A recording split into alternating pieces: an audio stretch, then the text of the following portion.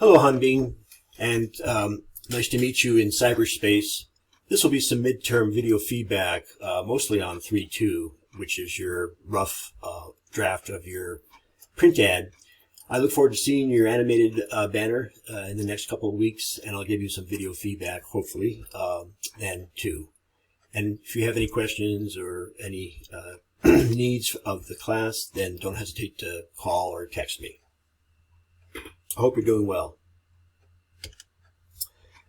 Hanbing, I see that you've got what looks like a sketch with those interesting cloud forms. So I think I'm understanding better what you had intended.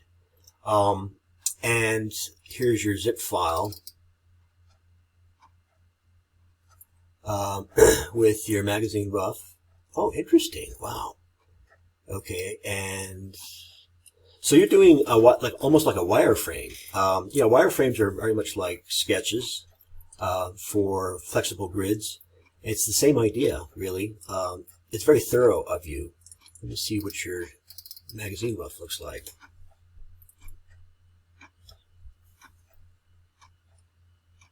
Interesting. You know, it has a kind of a linear quality to it. I see that in the images too. These perspective lines, thin, the sort of thin linear quality of the palm trees, and then these very precise geometric crystalline images. I think it's, any one of these could be capitalized on. This looks like, okay, that's an interior of a spa. Well, let me get to the technicalities first, which is what the rubric is about. I see that you have things beautifully arranged on their own layer, and it's very easy for me to turn things on or off. Do you have nested layers? Yes, it looks like you do. Yeah, very thoroughly organized, this looks like. Now, as you know, print ads are generally trimmed, and one side of the page is going to be in the gutter. So it's wise to avoid bringing important information towards the gutter or towards the trimmed edge. And I think you've done all right. You've respected that margin.